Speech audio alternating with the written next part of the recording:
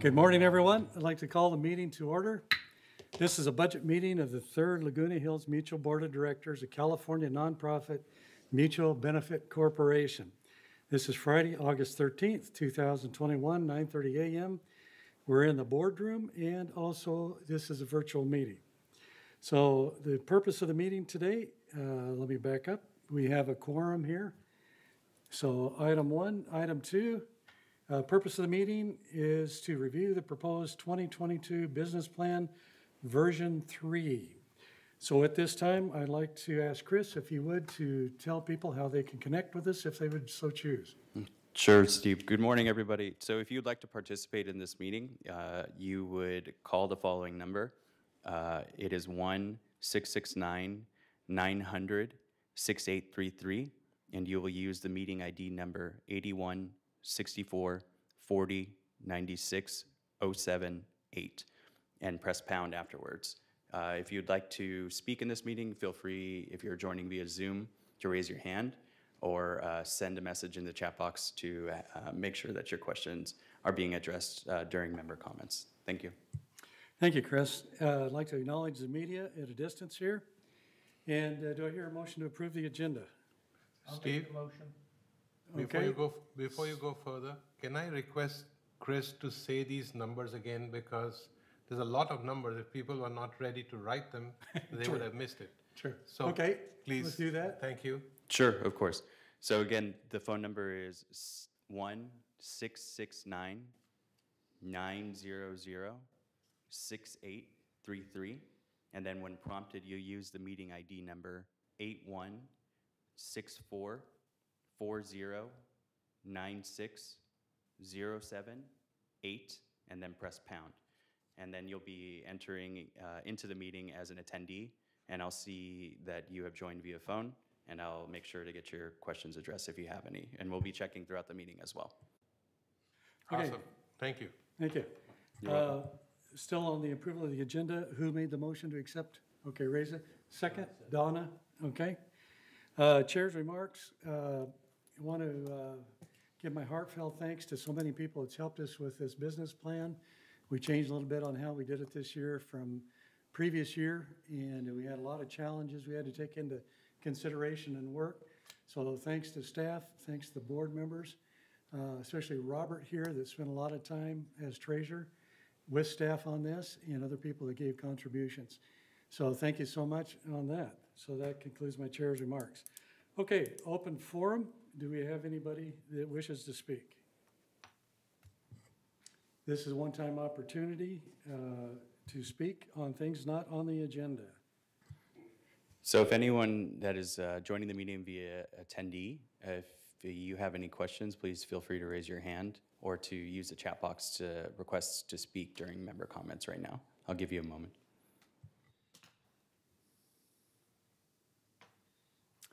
Okay, we'll wait about 5 seconds, see if anything shows up here. There are no requests to speak. Okay, so moving on to item 7, no responses required. Item 8, no unfinished business I know of. Number 9, new business. Today we're going to be talking about the review of the third 2022 business plan, version 3. So I think, Jose, you're going to be taking the lead on this, is that correct? I am. I'll be Okay. talking about that. Thank you very much, President. And I want to wish everyone a happy Friday the 13th. I'm glad to be with you today. Just want to make sure that we're being able to see everything online. Is that correct? Yeah, people are saying that they can't see stuff. So we're having a little bit of a technical issues to be able to see what you see on your screens on TV. So give us 1 second here to make sure everyone's up and ready. But while they're bringing that up, I just want to take the opportunity to talk a little bit about where we've been. We call this version 3, and some people at home may be asking themselves what's going on. Just to let everyone out there know, we have been at this for many, many months. We started back in March, where we had our department heads come through and give everyone an opportunity to hear what it is that they do in their departments, so you can see all the services that are provided for you within the mutual. Additionally, we had specific landscape and maintenance meetings back in June where you were able to go line by line and take a look at those individual programs and make your comments and make your recommendations for any changes for 2022. After that, we took all that we had learned and we had put together and rolled it up and incorporated it into a complete budget where we presented that to you a couple of times, once in June and then again in July. So this is the culmination of all those meetings and all of your input that we've received, and we put it together here in this business plan here for you. So today we'll be having this televised meeting so we can go through it, and so everyone will go line by line so everyone can understand what's in the business plans, and then we'll roll up all these numbers and put them together for you in a resolution, and we'll submit it to you for final approval in April. If I can have slide 3, please. So first thing is I wanted to give some history as far as where we've been. The numbers that you see on your screen here are specific for third, so you can see the third basic assessment and what's been happening with it. As you see, from 2021 to 2022, the proposed budget is set to increase $93 per manor per month. We've been talking about it time and time again, but this is all a result of our insurance market. Having to go to higher insurance premiums because of both higher coverage and the actual rates themselves have increased. The total increase on this is actually $98, but we found a couple of different offsets to be able to bring this back down. Well, we had to really because of your statutory maximum. The statutory maximum was 20% or $93, so that is where we are. It's a $93 increase for third business plan. Additionally, there were some changes in compensation. Compensation increased $717,000 or $9.80 per manor per month due to the addition of some FTEs or full-time equivalents, and we'll talk about those in just a second. Jose, stop.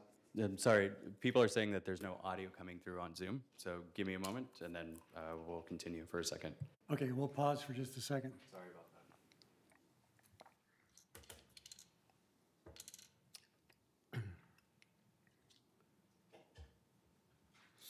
So at this point, we are resetting Zoom altogether, so it will be just a brief minute here.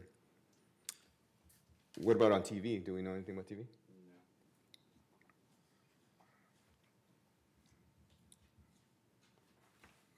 Forgive me.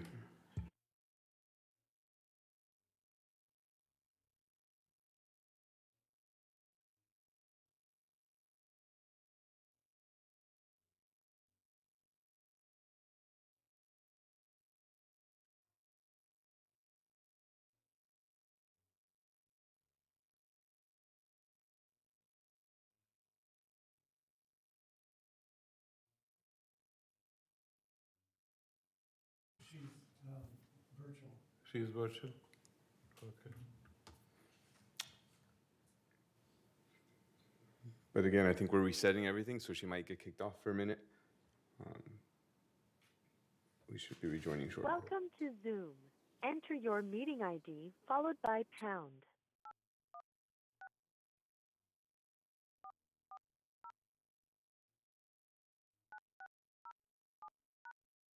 If you are the meeting host, please enter your host key followed by pound. If you are a participant, please press pound to continue.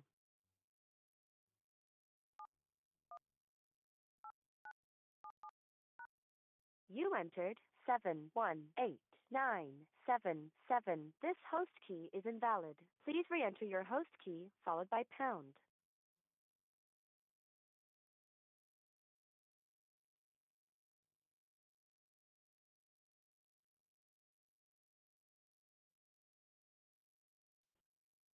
Welcome to Zoom. Enter your meeting ID followed by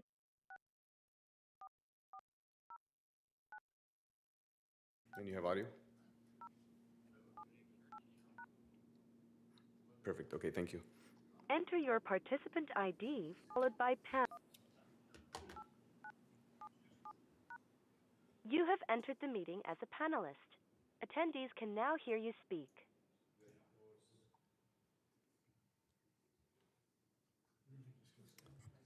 Hi, Lynn, it's Chris. Can you guys hear me now? If anyone can hear me, please type in the chat that you guys can hear now.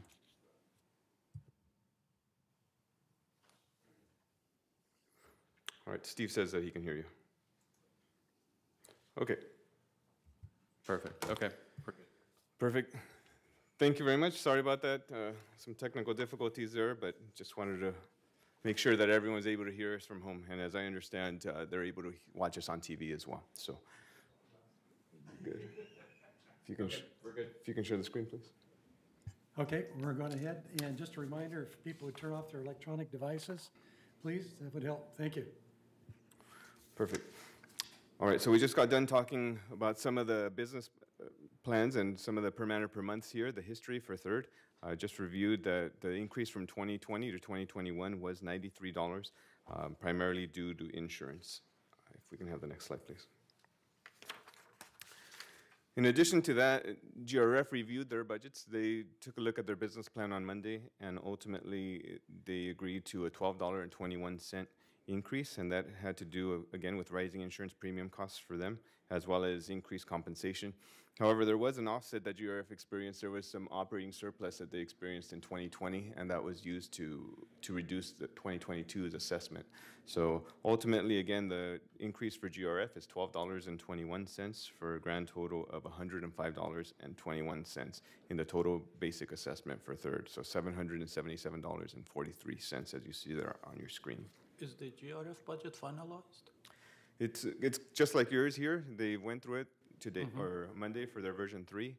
They didn't recommend any changes, so those are the numbers that we're going to be putting forth. No, I just want to make sure that there's some confidence in this number, or there might change. That's the reason I'm asking. Thank you. So there is a good confidence in it. Yes, thank you. All right, on this next slide here, we'll talk about some full-time equivalents. So I wanted to give you an idea of what's been going on with staffing. So this is staffing for the last several years. And you can see that in 2013, we were at 772 staff years. For 2022, it's 734. And I do want to point out that from last year to this year, meaning 2021 to 2022, there was an increase of 6.33 staff years. And on the next slide here, we will talk about where those increases were and what we're attaining from them. Starting off here with the Office of the CEO. On your screen, you can see two columns, the 2021 plan and the 2022 plan, as well as a comparison. And we're talking again about full-time equivalents. The Office of the CEO had an increase of 1.44 staff years, and that had to do with the addition of a new senior management analyst position. And this is a position that's going to be used to conduct additional audits and take a look at some of the analytical capabilities within the Office of the CEO. Additionally, there was a part-time position that was eliminated and replaced by a full-time community services supervisor, and the idea there is going to be to focus on priorities on enhancing customer service and making more information available to residents. Media and communications saw a decrease of 1.68 staff years, having to do with the removal of an unstaffed cable technician. And information systems had an increase of 1.2 staff years, primarily due to a customer service manager added to resident services administration. So there will be closer management, and if residents have any needs, there will be a manager there to help out with that. General services saw an increase of 2 staff years, having to do with 2 paving trade aids that were added for streets and sidewalks. And financial services, on your screen there, you can see that there's no net change. However, I'll make the board aware that we're moving our risk manager from financial services over to human resources. The offset is that financial services is also getting the addition of an executive assistant, so we can free up some analyst time to conduct more of those ad hoc analyses. Security services saw a decrease of 1.13 staff years, having to do with efficiencies resulting from inspections or associated with inspections, I should say. And on the next slide, you'll see landscape here. Landscape had an increase of 1. They added a spray tech so we can provide better pest control. Recreation services, although it didn't affect third directly, this was having to do with GRF, of course. For the 2021 budget, because of COVID, we assumed that the clubhouses would be open for 10 months. However, for 2022, we're going to assume that we're going to be fully open, so we'll be open for all 12 months. The difference there is you're going to see the need for more staff to staff at those extra 2 months, so that's the addition of the 2.5 staff years that you see on your screen. Human resources, again, there's no net change. This is the reflection of the risk manager coming over from financial services to human resources, and maintenance and construction. And here, I'll say that there is no net change for maintenance and construction. However, the mix of employees changed quite a bit. As you know, MNC is undergoing quite a bit of organizational changes. So, for example, they added a deputy director to help with maintenance operations. There was also several operations specialists that were included. They're going to help out in areas of maintenance services, damage restoration, and also manor alterations. And we even added another inspector for that position. All of that was offset by the decrease of some painters having to do with United actually reducing their paint program from 10 years to 15 years. Third had already done that for the 2021 budget, so you didn't experience that decrease, but United did. So altogether, there was an increase of 6.33 staff years community-wide. Mr. President, can I ask a question on the staff? Do you want questions as we go or later? Do you take question now? or- Sorry. Do you want questions now or do you want them later? Sure, we can take them now. Okay, go ahead, Rita. Okay, the 734, that's the total estimated staff. Do we know the openings versus actual staff on the job? Because that's going to impact as we go forward with the labor market. That's a full-time equivalent if we were fully staffed. That's not the vacancies that we have right now. Oh, so 734 is fully staffed Right, that's FTEs. if you're fully staffed. Okay. I did want to, oh, go ahead, Kush. No, finish your thing. No, I was going to make two comments with regards to the manpower slides that have been presented. The first one was I wanted to make a comment as to the community services, general services, the two positions that we're increasing there.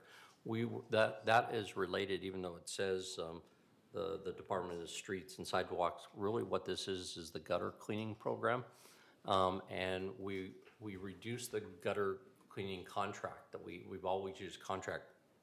And now what we're going to do is we're going to continue the contract to do the multi-story buildings.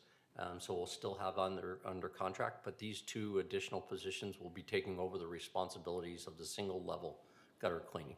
And it's actually a reduction simultaneously in the contract that offsets the cost of the employees. But we noted that we're adding 2 employees, but we're doing it in a cost-efficient manner by reducing the contract that you just recently signed. So it's good news for the organization. We're adding a couple people. We think we can be more efficient on the single-story gutter cleaning and by reducing the contract that we currently have had in the past. So that's a positive. On the other note, I wanted to mention in the Office of the CEO is mentioned that we have proposed a senior management analyst. I mentioned this to Mr. Parsons yesterday, is at the United meeting. The United board, in deciding to cut their budget, one of the specific dialogues that we brought up and it originated from United was the desire to have some internal management audits and wanting to look at that position. They no longer want to fund that position. Since they were the driver in that scenario, that is something for the board to consider whether or not you want to continue to have that in the budget. It was really a driver in trying to address a lot of their issues that came up. So I just want to put that on the table because if as an impact, if we were to move forward with going forward with the position, then the cost of that position would be borne by Third and GRF because United was not going to fund that position. Steve, Hold Jeff, on. Hold on. I watched that meeting yesterday. I watched the whole thing. And while there certainly were questions raised about that position, unless there was some discussion afterward that I wasn't privy to, at least in the open part of that meeting, they raised questions about it, but I didn't hear in the end that they cut it. I heard in the end that they asked you and the finance staff to come up with additional cuts that would reduce their monthly HOA increase, reduce it by $10. So that wasn't necessarily a requirement that that analyst position go away, It- unless it I was- missed something. It wasn't a specific requirement, but we did have additional dialogue with regards to if they don't want, the position, and the majority of them indicated that they didn't want that position to be placed there, so certainly that's where we're going to meet their obligation of cutting $10. So at this point in time, the majority did not want us to move forward with that. So it's certainly going to come as a recommendation to me that if they don't want to have that auditing service, then we're not going to recommend to them that they fund it unless they want that. Okay. This is a service level that we were increasing because they had desired it. Okay, But that's not going to cut their $10 a month. I mean, Well, no, it's only part of it. That's a It's small- just a small minor- part of it. Minor dollar for dollar. I got to okay, Kush? Thanks. So this budget that we are setting up is for 2022, so starting January 1, correct? correct. So all the new additions will happen in 2022, correct? Correct, and as full-time part of our organization, yes. Okay. So my question about this recreation that we are planning to add, we're going to add new staff in 2022, these people that we have on our screen. But currently, to get the whole recreation department up and running, we are still adding some more staff right now.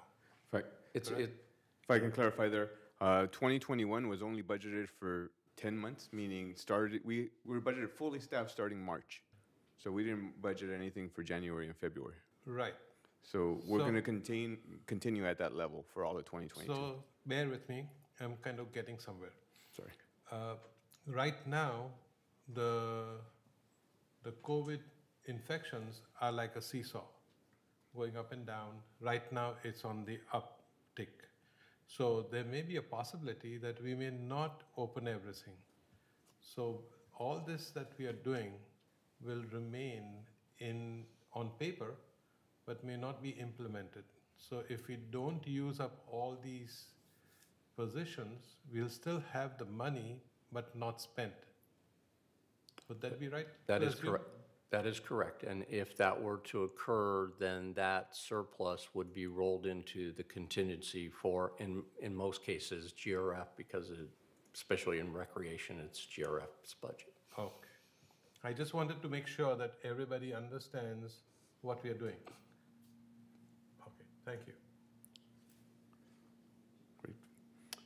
Okay, so I'll move on to the next slide, if that's okay here. On this slide here, I wanted to present what the difference was from the last time we met together to now that we're meeting together, so the difference from version 2 to version 3. The only difference here is going to be, well, there's two changes. One, that expenses increased. They increased by $1.82, and that had to do with premiums for insurance. Your earthquake premiums came in back a lot higher than expected, and they weren't available for version 2, so for version 3 we made that change. The total change there was $1.82, and then there was an offset here under restricted contributions. But Robert? Yeah, if you don't mind, I'd like to at least share with the public about the earthquake insurance. Previously, we had paid for our earthquake insurance $198,000 per year for a policy. When we went back into the market this year, our policy was up August 1. So we had to renew for August 1. That's why the change now in the budget at this moment in time, because we only just recently got in the figures for the new earthquake policy. The earthquake policy originally, I said, was $198,000 this year, but the quote for next year went to $421,000. We went back out into the market and tried to find a better rate than the $421,000. The best we could find for the same coverage was $309,000. So an increase of 50% just in the earthquake insurance policy alone from this year to next year. And that's why the big increase at this moment in time. Thank you, and that just goes to underscore that you guys know, you guys are on the board, but the board is working very hard to continue to keep those insurance minimum to a minimum. I understand that there's a big increase, and you guys understand that there's a big increase, but I feel that the community should understand that you've been doing everything that you can and continually pressing your vendors to come up with the best possible coverage at the most reasonable prices. So that's an example of the board getting involved and having that insurance premium come down a little bit there. So I wanted to point that out. So the total difference then from version 2 to version 3, again, is at $1.82. Again, we needed to keep within that $93 statutory maximum. So that came out of the contribution to the restricted fund, to your disaster fund, at $1.82. Additionally, GRF decreased, and that's out of your purview here, but just so the board knows, GRF decreased from version 2 to version 3 by 29 cents. So that's what you see there on your screen. On the next slide here, there were no changes in surcharges. I just wanted to point out there were no changes in surcharges between version 2 and version 3. Next slide. On this slide here, this is the total business plan in a nutshell, if you will. You'll be able to, we'll talk about each of these categories individually, but it's made up of revenue, and we're anticipating more revenue for 2022 than we did in 2021, and that'll decrease your assessment by $2.10. We're also anticipating more expenses, primarily driven by that insurance number. The total increase in expenses is $106.71, as you can see there. So the subtotal, if you will, the net operating increased to $104.61. And that number was, there was no change to your reserve contributions. And restricted contributions, this is your contribution to your disaster fund and also to your UEF, your unappropriated expenditures fund, came down $11.61. And again, we'll talk about each of those there, but you can see this is how we arrive at that $777 number and 43 cents. And we'll talk about each of these categories individually here. On the next slide here, you'll see the total surpluses. I apologize, surcharges. These are the surcharges for matters specific with laundry revenue. You'll see expenses equal revenue, so there will be no net change there. Elevator operating is increasing by a penny, and Garden Villa Rec Room Fund is increasing by 25 cents per matter per month. So let's take a look at non-assessment revenue. For this category, again, we're anticipating more revenue than we had in 2021, primarily due to higher permit fees revenue. And this has to do with manor alteration staff that we described in M&C. We're submitting that there'll be a lot more, there'll be 3 more positions for manor alteration staff, and that's gonna give them an opportunity to process permits, and that's gonna yield some more revenue from you. So there'll be partial offset to those increased staff. But let's take a look at some of the individual items. So as far as revenue is concerned, Third has $1.7 million in total non-assessment revenue. You can see the pie chart there. Primarily, the biggest contributor is the chargeable services, $785,000, as you can see on your screen there, followed by processing fees, laundry income, resale processing fees, and golf electric fees, resident violations, late fees. And in that miscellaneous category, you have collection administration, recycling, and legal, and the variance processing fees. So let's talk about each of those categories here. We'll start with fees and charges. And again, this is chargeable services. So as you can see that we're anticipating $112,000 more revenue in 2022 than we did 2021. And that's due, again, to higher permit fees due to the added staff who will be able to process a higher level of permit fees.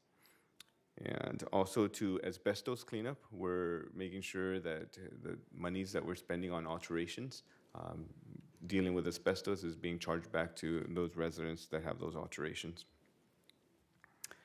Laundry, we're anticipating a little bit less revenue for laundry, and that's just based off of prior years' experience. So we were a little too optimistic there for laundry in 2021, so we're bringing it back down to some of the previous year's levels. There's no change in unrealized gain or loss, and that continues to be at 0. But as far as miscellaneous fees, the decreased revenue, in other words, more revenue was due to resale processing fees as home sales are trending upward. So we're anticipating that the home sales will continue to go in a positive trajectory there. And as more sales come in, you'll get some more processing revenue that comes from that. So altogether, there's $125,000 more revenue planned in 2022 than in 2021, decreasing the assessment by $2.10. Next area here is expenses, and I'll keep going if there's no questions on revenue. All right, we'll keep going. Moving on to expenses. Total operating expenses increased by $784,000 or $106.71 per man per month. On the next slide here, you'll be able to see a pie chart that shows where these expenditures lie. As you know, yours is a service organization, so the biggest factor here is employee compensation. That's $11 million or 37% of all operating expenses, followed very closely by insurance. Insurance is a total of $9 million or 30% of operating expenses. And next up is utilities at almost $6 million or 20% there. And you can see the rest of them trickling on there on your screen. Net mutual allocations, operating services, and materials and supplies. On the next slide here, we'll talk about each of these individually, and I probably should have pointed out, and I apologize that I neglected to do so. On all these charts, you're going to be able to see 3 years of actuals. Sorry, one more chart forward. On these charts, you'll be able to see 3 years worth of actuals to give yourself an idea of where our spending has been historically, as well as last year's plan and the proposed 2022 plan. So that way you'll be able to see a full 5 years of history and also the proposal. And you'll see what that means for your assessment, if the assessment increased or decreased, and we'll talk about each of those reasons why. So for example, employee compensation, this area increased $459,000, and that has to do with, and I'll give this to you 2 different ways. One is the where did it happen? 258,000 of this happened in M&C, and again, while headcount remained the same, 7 positions were removed from predominantly reserve work centers, and they were replaced with some of those operating work centers. Again, we have pointed out some of the revenue that you were able to capture from permits and inspections, for example. Jeff talked a little bit about the gutter cleaning and how you're able to benefit from that as well. But we're just taking them line by line. We acknowledge that employee compensation increased in this particular area in M&C, $258,000. In landscape, it increased $66,000, primarily due to planned wage adjustments. Of course, all those guys are union. And there's also an increase in labor hours for irrigation systems checks. The way the budget currently sits right now, $61,000 were increased out of the Office of the CEO, having to do primarily with that added position, and that may be removed as we're hearing today. And $47,000 was increased in general services, again, primarily due to the added positions to deal with the gutter cleanup.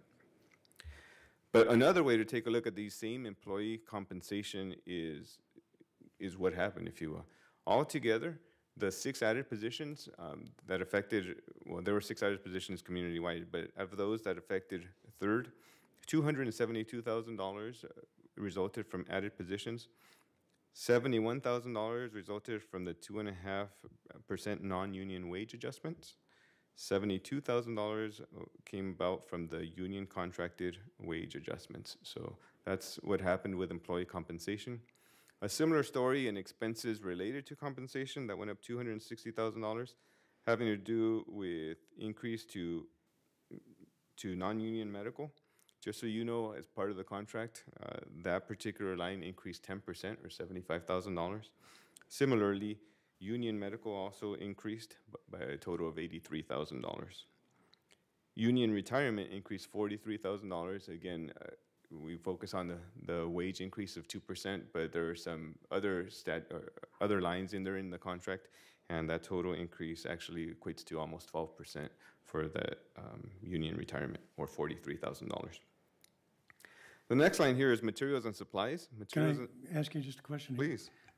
Jeff, you want to talk a little bit about the minimum wage effect? So the state of California passed legislation 3 years ago, which took the minimum wage up $1 each year.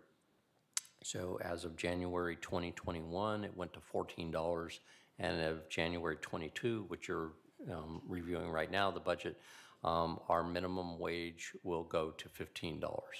There is also a requirement for non-union positions that their minimum wage has to be in certain categories double the minimum wage.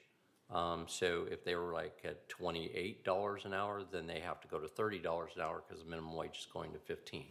So there are some positions that fall into that category as well. So I don't know if we have the specific number on our minimum wage impact. The majority of that, to be honest with you, affected GRF because you would assume that the minimum wage has to do with the recreation and actually a lot of security. So the majority of the impact was GRF, so it was not as heavy, 2/3 directly. You mentioned the union wages for the minimum, but that also impact the non-union when your minimum wage goes to 15. People that are in position, for example, at 15, they're still going to get rate increase because that goes above the minimum wage because you cannot keep them at the minimum wage. Is that correct? And what happens to the non-union people or staff here? Yeah, it does. So in certain categories, of the non-union, they would get bumped. They're the ones that I mentioned that would, if they're at 28, that they would have to go to 30 because of that requirement that you're doubling that number. And we've seen that impact in the last 3 years as we've progressed. And as Jose said, the biggest impact clearly is on GRF because most of the employees are under that category, especially with recreation and those type of activities.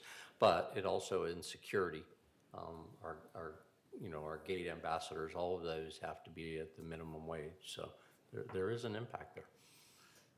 Absolutely. Thank you. All right, materials and supplies here. Some good news here. This decrease. Jose, can I just interject again? Please. Chris, one of our board members is on virtual. Yes. Could you watch if she has any questions also? Yes, she has not put anything in the chat box or raised her hand. Okay, thanks. Thank you. Materials and supplies decreased by $53,000, and this is primarily in landscape. What's going on over there is they're planning to use less fertilizers for turf maintenance. So you see the decrease there. And cost of goods sold, there's no change. It's been zero for a few years. On the next slide here, we'll talk about some utilities. I want you to know that electricity increased by $8,000 due to the anticipated rate increases. Historically, they raised their rates by about 8%. Believe it or not, they raise the rates multiple times a year. Fortunately, if you take a look at your actuals, we were already trending a little bit upwards. So the total dollar amount here is an $8,000 increase, but I did want to make you aware that we take a look at 3 years of usage, and then we apply the current rates. And then not an inflationary factor, but an experience factor that we've seen that they continue to raise the rates. Sewer, on the other hand, increased by $55,000. And what happened here is on July 1st, El Toro Water District put out their new rates, and they have both a capital and an operating blended rate that they do. The bottom line is that sewer increased by 5.1%. So we're anticipating that will also continue on into the following year. So again, sewer is a fixed cost. You already know how many sewer pipes you have and those kinds of things. So that's a pretty solid number, meaning we're pretty consistent on hitting those. It's a $55,000 increase for sewer. Water increased also based off of a 5-year history. We take a look at history of usage and see where we are there. The water rate is a blended rate. As you know, they have a tier system, and so they put out new rates for those tiers, but the bottom line increase is going to be about a 4.1%. Based off of the new rates that just came out July 1st. So using our 5-year history and that new rate, that equates to a $125,000 increase for water. Trash increased $91,000, and this has to do with new legislation that is being proposed right now. It's SB 1383, and essentially it makes our trash providers deal with recycling a little bit differently. They're going to have different bins and that they're going to require to be used. Anyway, it's going to cost them a lot more money to process it. So, unfortunately, they're passing on those costs to the users. So they are currently in negotiations with the city, and the city has reached out to us and recommended that we increase our rates by 20% in our budgets. Robert has a question? Not a question, just to speak to that. My understanding is, correct me if I'm wrong, that Waste Management, the current company that does the trash hauling for us, has decided that it no longer wants to participate in the new requirements. So we're going to be getting a new trash hauler for us, and we'll most likely probably have at least 3 bins rather than 2 bins, since we can no longer put food wastes in the current trash situation. And it has to be separate so that it can be sent to a digester. And that's the reason I understand Waste Management no longer wants to participate. Is that accurate information? It is accurate relative to the current contract. What they were in the last couple of years of their current waste management contract, and to continue that contract, they felt that they didn't have the financial wherewithal to continue the contract as it now serves and meet the obligations necessary to roll out the 1383 obligations. So the city, in evaluating that and how to determine that process, decided to go out and rebid the whole activity. It's our understanding that Waste Management is going to submit a bid with regards to that, which is a good news because they know the village, obviously. But I think it's a redo in the sense because this obligation that's coming through from the state kind of wasn't really addressed in the old contract, because most of the waste management contracts generally are 5 to 7 years. So if you signed a contract 5 years ago and said you're going to operate this year, but now all of a sudden the state throws in a new wrinkle into that, I don't think it was calculated in their fee structure and how they were revenue based. So we anticipate that process has been underway by the city. We have been asked to participate by having a board member from Third, like Mr. Wayne, to participate in evaluating some of that information that comes through to see whether or not there are some activities that maybe we can modify in the village that we don't need as much in order to keep these costs down. We just don't know exactly what the costs are going to be until these bids come in. And that's obviously the daunting part. But we wanted to make sure, given our conversation with the city, that we at least get 20% built in there based on what they're seeing from other cities that have already moved ahead with these food waste sourcing requirements under 1383. Thank you for the clarification. Yeah. When this thing going to be implemented? I mean, we have how much time? Is it next year? This year, yeah, in 2022, yeah. What about the infrastructure? I mean, how they pushing this thing so quickly? Where are they going to take it for the disposal? Is a thing already in place that people going to take it to these places? Yes, so there are 2 different mechanisms, and that's why the bid process is the companies that are in the waste hauling business have been, knowing that this was coming down the pipeline, have looked at different avenues to address this waste stream and not put it in the landfills. Primarily what they do is it's called a digester, which basically converts it to gas by eating it up. They do it differently though, and that's part of this bid process. How are they going to do it? How far do they have to haul this stuff to those pieces of equipment are all going to play into what that cost really looks like. Because none of these waste hauling companies are going to build a digester for just Laguna Woods or just Irvine or just the various cities. So they're going to look at where is this thing sited. A number of them have sited out in the Inland Empire, so that means they got to haul this stuff further, so that's an additional cost. But I do know that in a couple of cases, and especially one of the anticipated bidders, that they already have the digester operating. Yes. No, they do have a digester operator, but it's not that common in the Yeah, whole area. it's- They were very limited quantity, very limited capacity. And they also supposed to generate energy. I think we should ask for money back if they generate energy. Because somehow they sell that, even in methane gas, they use it.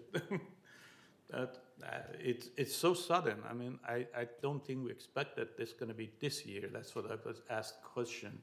I thought that they're going to give us some time to deal with this because a lot of things need to be done in the community to get people to separate waste. We still have problem with the regular, separation of the waste, and now we're adding another one to it. And what I heard that they're going to be penalties if it's not done right, and how we're going to get the community ready for that such a short time. And that is a very big challenge, which is why the city asked to have a representative from each of the boards to be a part of that dialogue. And I just do want to make a statement. I think it's a good point, is that with how are they going to facilitate the bin requirements and all of the haulers, we worked with the city to allow those interested in submitting bids. They did a tour of the village, took them around, and so they have a good idea, and certainly Waste Management has a very good idea because they've been providing that. But how do you create that space for the additional bin? How is that going to be addressed with regards to the different styles of manners that we have? That is a challenge that's going to be coming at us for sure, and them especially. Okay, onward. Perfect. On this next slide here, we can see legal fees. Legal fees are going to increase $27,000. The budget for legal fees will increase $27,000, as you can see here. And this is a contingency budget and varies based on experience and different projects that are going on. However, as you can see, the fees are trending upwards, so that's how we came up with the $27,000 increase. Professional fees remained relatively flat, and to give you an idea, that does include the audit and tax preparation, as well as contingencies for lobbying and different professional fees here that you have. Equipment rental is a pretty small budget at $7,000. It's an increase of $2,000, and included in there is some carpentry services to be able to re-rent any specialty equipment that we don't have on hand. Outside services had a big decrease of $437,000, and it's mainly due to the reduction of fumigation programs. And what ended up happening is that 2021 budget was, going back to 2020, obviously COVID was going on. So in 2021, the budget was increased to account for some of those buildings that weren't done in 2020. And 2022 here is normalization, if you will, of those. There was a slight offset that we did increase the budget $90,000 to fund the budget for asbestos removal, the P5 removal as they call it. So $90,000 was included in the budget that wasn't previously there. And again, Jeff talked about it earlier, but general services had the gutter cleaning program is moved to be done in-house, and I should say more specifically the lower buildings, or the things that's less dangerous, if you will, are going to be done by in-house staff, and we'll let the professionals deal with the tall ones. Not that our staff isn't professional, but you know what I mean. The contracted services is what I meant. Repairs and maintenance decreased by $2,000, and to give you an idea, this is primarily due elevator lift maintenance. That's primarily what's in this budget here. Elevator lift went down just a little bit. On the next slide here, you see other operating expenses, a small increase of $8,000, and some of the major categories in here include uniforms, postage, and that's what's in here, $65,000 in uniforms and $54,000 in postage is the majority of this. There is no change for the assumption for income taxes. It continues to be zero. And the biggest reason we're here really is insurance. You see on your screen here, a $7.2 million increase. And I would just remind everyone that 2021 included, what's not in here is that the 2021 plan, that's what was funded out of the operating fund. But in addition to that, $2.1 million was paid from the disaster fund. So really, the 2021 budget was $4 million. It's still a sizable increase, but Robert has, I'm sure, some to help me Yeah, out here. I would to respond to you. Actually, the 2021 plan, we spent $4.9 million total on all of our insurances. So the 1.805 that's in there was what we proposed in the original 2021 plan. But remember too, we went from, in that year, last year, from $700 million evaluation for the community to $3.4 billion evaluation. And that then unexpectedly, we didn't know it was going to happen, unexpectedly drove our insurance premiums up so dramatically. That's why the $1,805,000 that was budgeted was way out of line. We wound up spending $4.9 million, and that's why, and now with the rate increases for this year, that's why we're at the $9 million proposed for this year. Absolutely. And so just to clarify there, that property valuation here, it does assume a $1.5 billion coverage just for third. And in addition to that, with everything going on, well, the wildfires, with any reason that the insurance company can come up with, the rates have increased. So you got a double whammy there. You got a higher rate, and we're covering a lot more. And just so you know, I mean, I'm sure every homeowner who has an HO6 policy, if you've been getting a renewal recently, you'll notice that that has also gone up dramatically. For example, my mother-in-law, who lives in the Towers, just got her renewal, and her renewal went up 50% on her HO6 policy. That insurance tightening market is being experienced everywhere. So that's pretty tough. Just so everyone knows, that insurance does include property insurance, hazard and liability, D&O, and earthquake. So that's what's in there. On this next slide here, you'll see the net allocations to mutuals that remained unchanged, and that's just the result of intercompany allocations. So for example, HR or vehicle maintenance, they take some of their costs and pass it on to some of the other departments, and that's what you see here on your screen. Uncollectible accounts, we decreased this based on recent trends and some collection that we've experienced, so $10,000 decrease there. So overall, operating expenses increased by $7.8 million. Again, insurance was 7.2 of that. Employee compensation, 720,000 of that. So that was it for expenditures. On the next slide here, we'll talk about reserve contributions. The reserve contributions are anticipated to remain steady at $152 per man per month. On this next slide here, we'll show you the contracted reserve study. So Third does engage a reserve specialist to come on site and actually to do a reserve study. They come on site once every 3 years, and we're anticipating that to take place next year. But they've taken the information that your staff has gone out and observed and created a plan for the next 30 years. And the purpose of this plan is to provide what's required by law, and what's required is that we show a % funding. And what this does is it compares the money that you have available to you in your reserve account, and it compares that against the current full funding reserve balance. And that means that's their estimate of what you should have in the bank to account for your expenditures over the next 30 years.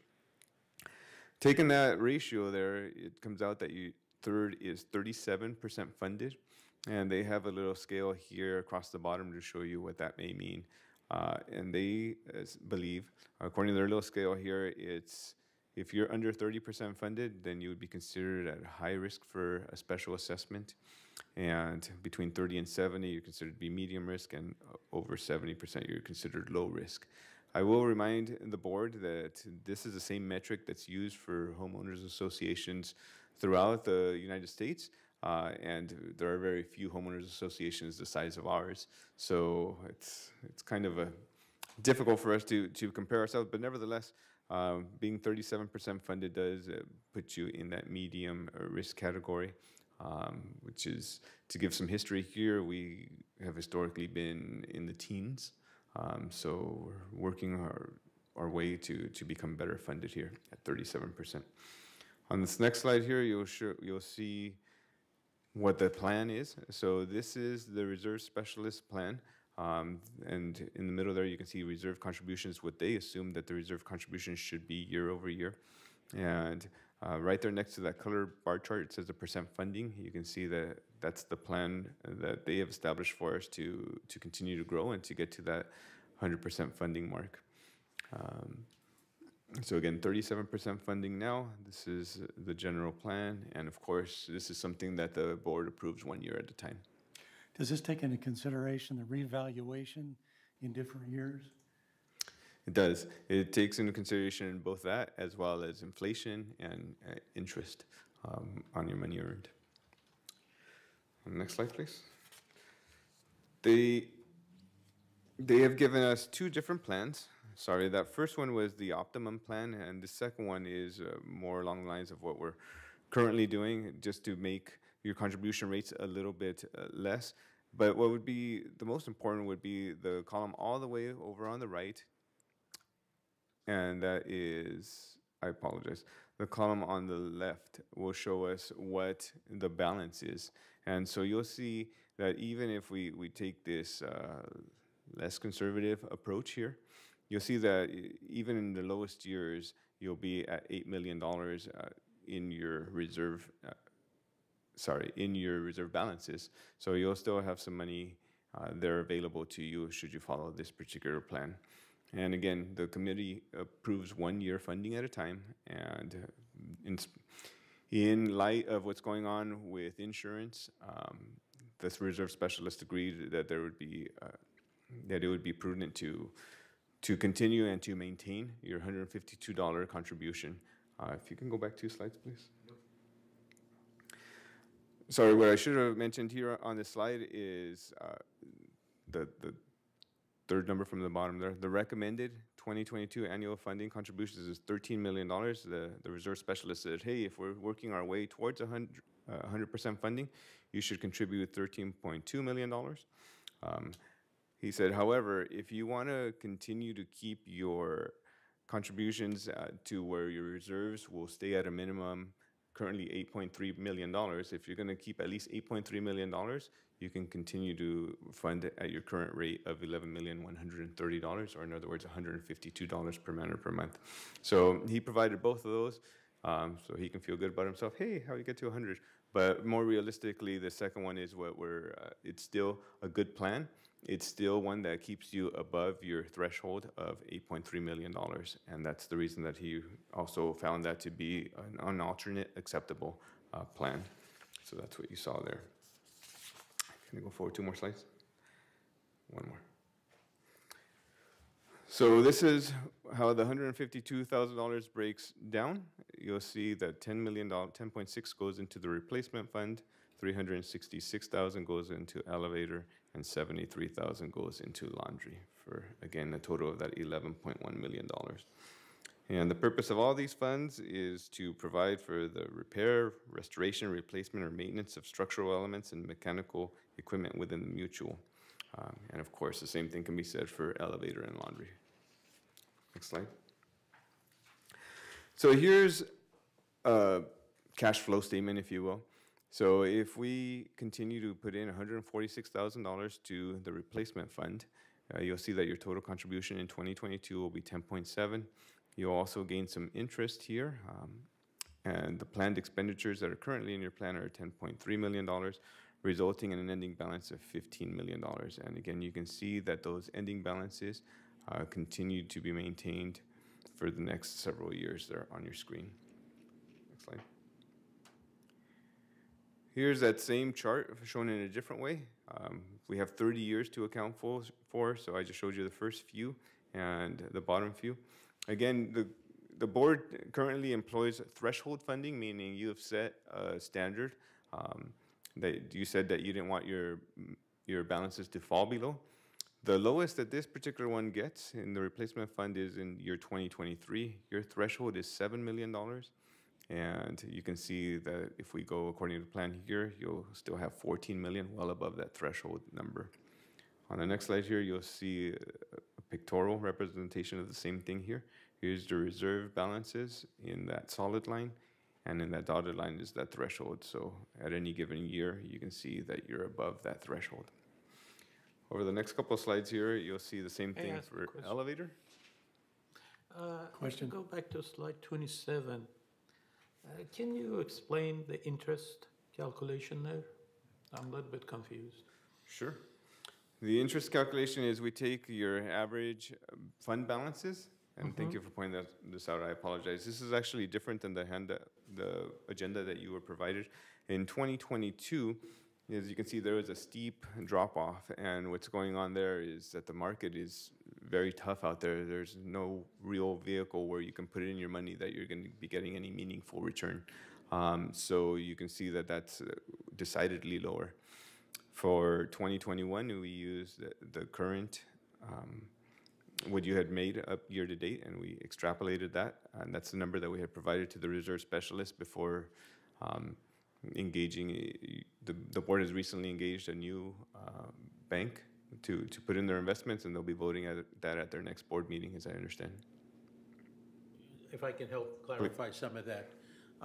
The reason it's $17,882 is that beginning in the next couple of months, we're going to be moving our investments, and this will, exactly as Jose referred, it's coming up on Tuesday at the board meeting. We're going to be closing our account with SageView, moving our money over to a California bank, and moving our money into guaranteed investments. But because they're guaranteed, they're extremely low, and therefore the actual interest. But what we'll be saving is also, I would just say it this way, we're moving from paying SageView 7 basis points to now earning a minimum of 12 basis points on our investment. So it'll be a turnaround of 19 basis points, but it'll actually be a positive of about $17,000, $18,000 next year on this account.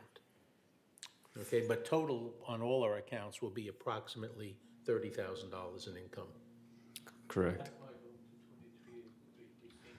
Well, the 23, 24 will all be changed dependent upon how we proceed in the future. We're hoping that the skies will get sunnier, but for now, the assumption is a 2% return, which we found that was relatively conservative, but again, today that would be a pipe dream, right? So that would be extremely high today. So if the board feels so inclined, we can change that assumption, but over the long term, over the next 30 years, we needed to put an assumption down. We felt that 2% was reasonable for the long term.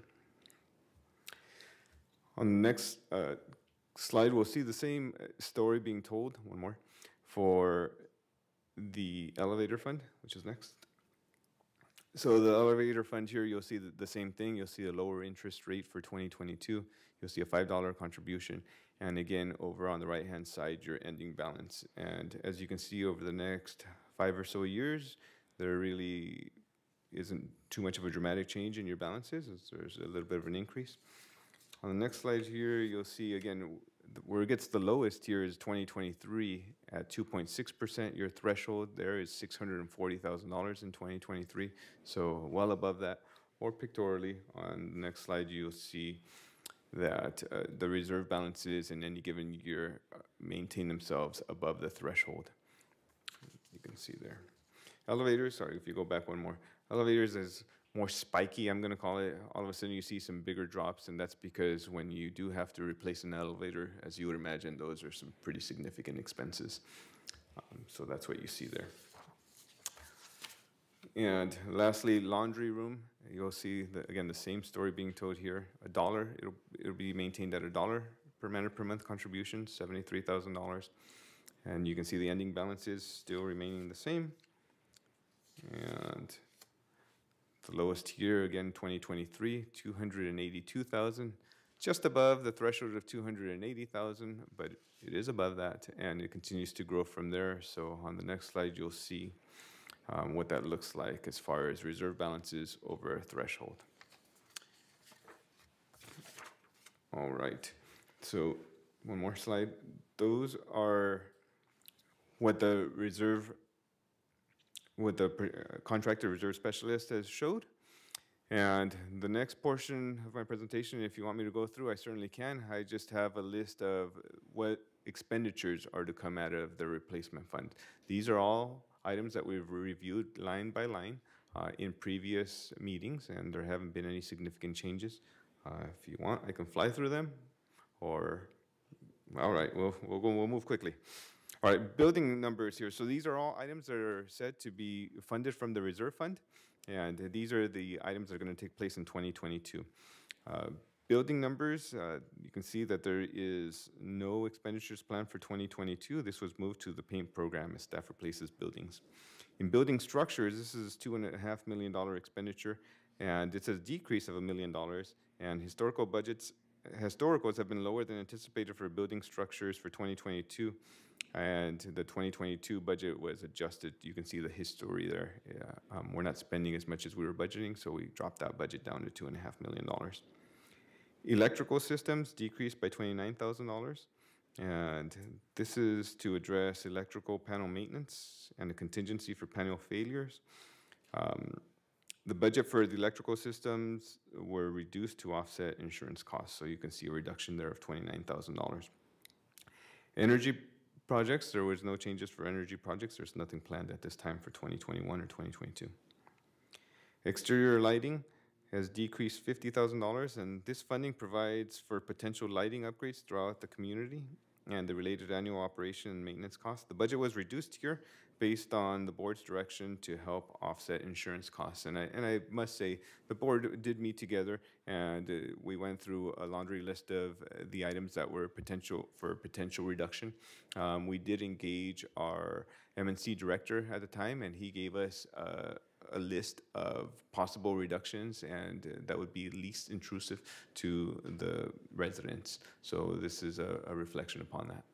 I just want to say, make it easier, Jose, all of these reductions that we're going to talk about over the next minute or two are all related to trying to offset the cost of insurance. I mean, it's just that simple. I don't think you need to go into an explanation for each one of them. That's why all of them are here. You're correct, the board did meet. We did ask the head of maintenance and construction, the head of recreation, the head of landscaping, the head of general services to submit to us lists of where they could cut programs that would not impact the infrastructure of Third Mutual and also would not result in any layoff of staff. So those were the two criteria that we established for the directors. Each of them came in. We then asked them to prioritize those lists. We then reviewed each of those lists and as a board made decisions about what percentage, if any, of those items on the list we felt we could reduce or cut. And some of that money was from operating, very little of it. A lot of it was from reserve. And all of these items that are listed here that are showing decreases are all part of that overall plan that the board engaged in to help offset cost of insurance. Well said, thank you. So I think just to help move this along, rather than go item by item, unless people have specific question about a specific item on the list, I don't think there's a need for you to go over each and every item. Great, in that case, we'll show this up here for a few seconds here if there's any questions. If not, we'll move to the next screen.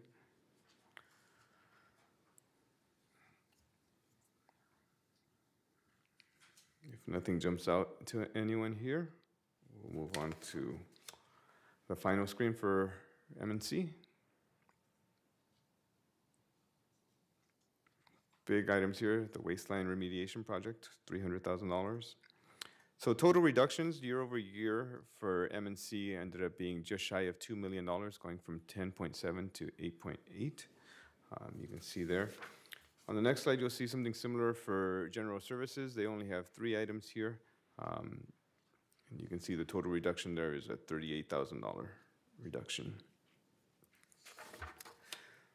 Next slide here is for landscape. And landscape did have a couple of increases, and they had to do with a lot of this work having to be done by in-house staff, and they were affected by the union wage increases. All right. On the next slide here, so that was reserve contributions. We'll talk about some of the restricted contributions. Total decrease here of $11.61. For the disaster fund, honestly, we wanted to keep this disaster fund the same. However, due to the statutory maximum increases of $93, we had to reduce this down by $264,000. Just a little bit about the disaster fund. This is really your emergency fund, if you will. The purpose of it is to repair or replace mutual assessments damaged by uninsured or unexpected disasters. It's also for providing certain insurance premiums as directed by the board. Just to give everyone a sense of understanding here, this is a fund that's not required by civil code, and it's not required in your reserve calculations. So earlier we talked about how you're 37% funded, but that doesn't include any of these monies. These monies are available to you should you need them, so you're really funded a little bit better than that. But ultimately, we had to reduce this contribution to stay within the $93 maximum charge. The unappropriated expenditures fund also is not required by civil code, and we eliminated that contribution entirely, going from $586,000 to no contribution. So let's take a look on the next slide here what that means for you as far as from a cash flows perspective. The contribution went from $25 to $21.39. You can see what it's doing to your fund. Fortunately, we don't have that many planned expenditures from this fund, so we do actually anticipate the disaster fund growing for 2021 and continuing to grow as we ramp back up to the $25 contribution rate. And you can see what's going on with those. Historically, we've been using $1.5 million. However, when it rains a lot and there's a lot of leaks, we've had quite a bit more expenditures coming out of there per year. But I wanted to give you that information. On the next slide here, this is what's planned to come out of this fund, and it's just, again, having to do with moisture intrusion leaks. And this is something that used to be paid for entirely from the disaster fund, moisture intrusion leaks, but now it's what goes on. There's two parts of moisture intrusion. One is the cleanup portion, right? So when there is an unexpected flood, you have to clean up all the water and make sure to get it all mopped up. All that is funded here from the disaster fund. But in addition to that, you have to get to the source of the problem, typically plumbing. And when they go in and they have to redo pipes or get into the walls or anything like that, all that construction portion is funded from the replacement fund, since it's going to be extending the life of those pipes. So what you see here, the 2021 plan, is really a contingency just based on some of the history, some of the moisture intrusion issues that we've experienced. But this is the cleanup portion. $925,000 is budgeted for that. Additionally, out of the disaster fund, we do fund some fire risk management, and this is where they go up into the slopes and just clear away some of that brush to make sure to mitigate as much as we can any of the fire risks from the neighboring wilderness areas, for lack of a better word. It was $180,000 in 2021, and it's projected to remain so for 2022. And insurance premiums, no, we're not planning on having any insurance premiums to be paid for the disaster fund in 2022, but just wanted to show you some history here as what has happened. In 2020, we paid $918,000, and the plan for 2021 was 2.1, but as Robert mentioned, it was actually closer to a 3 due to a supplemental appropriation.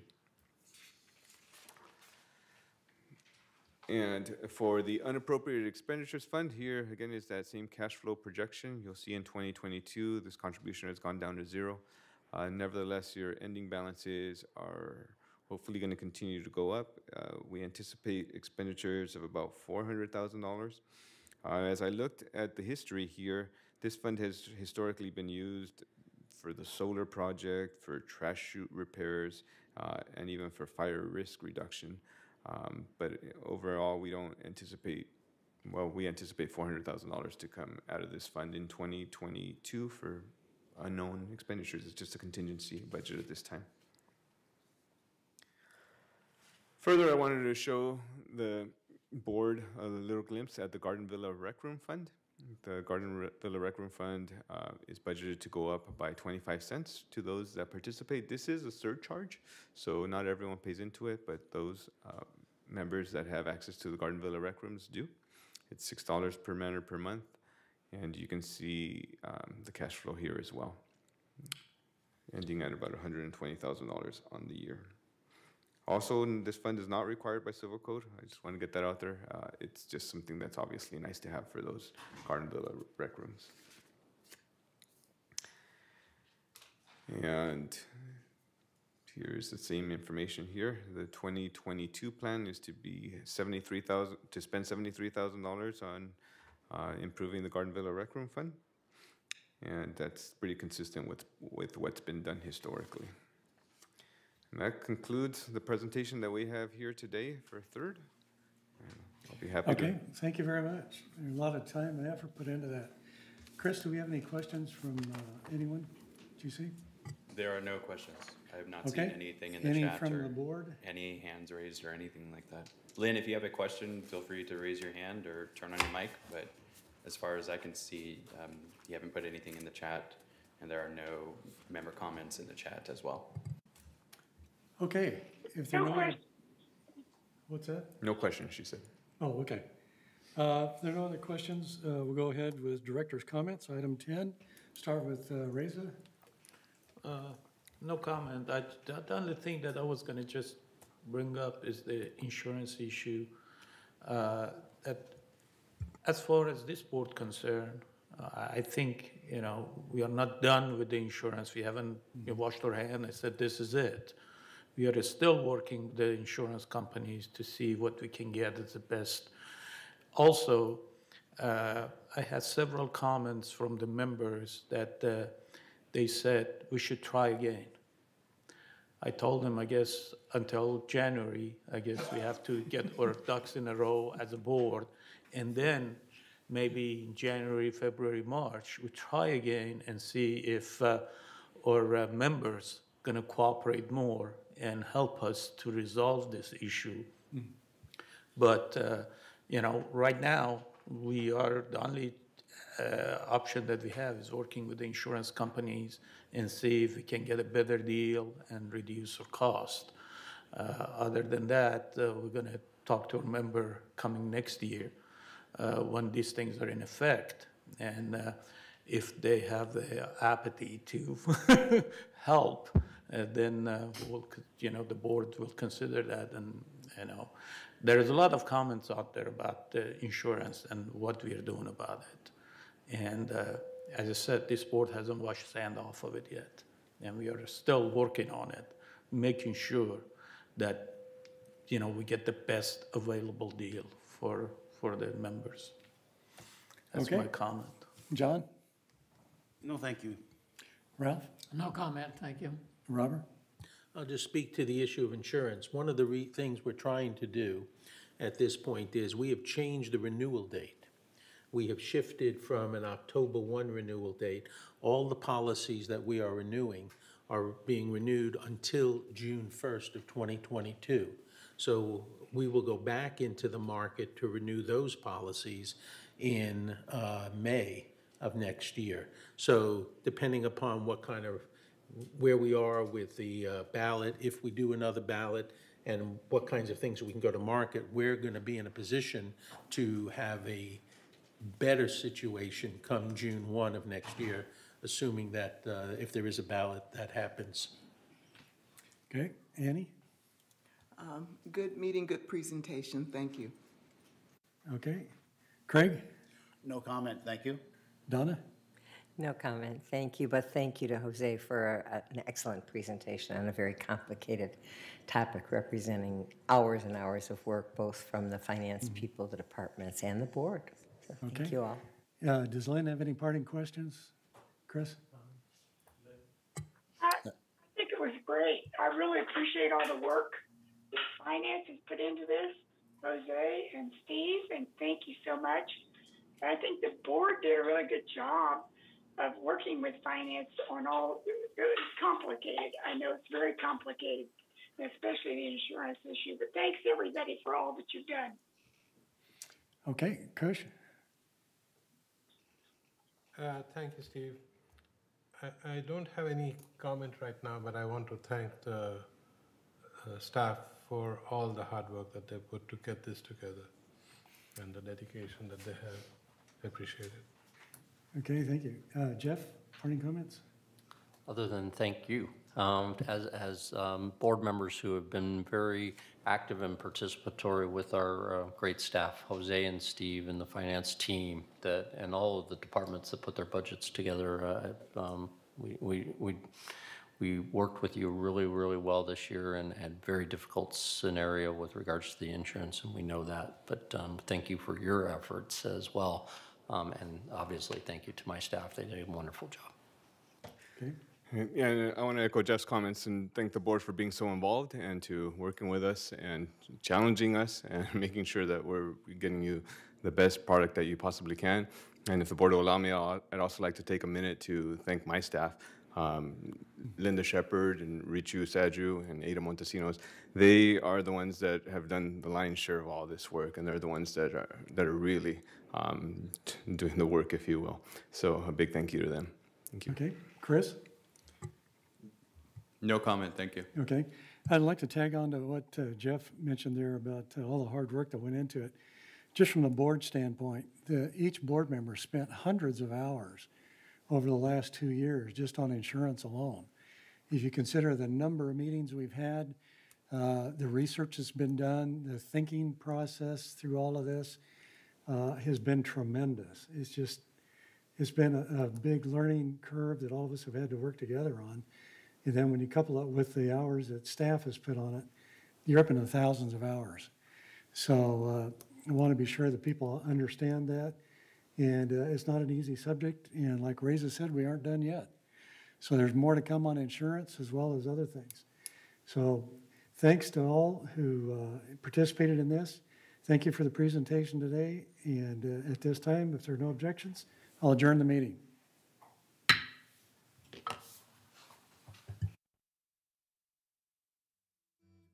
I'm sorry, what?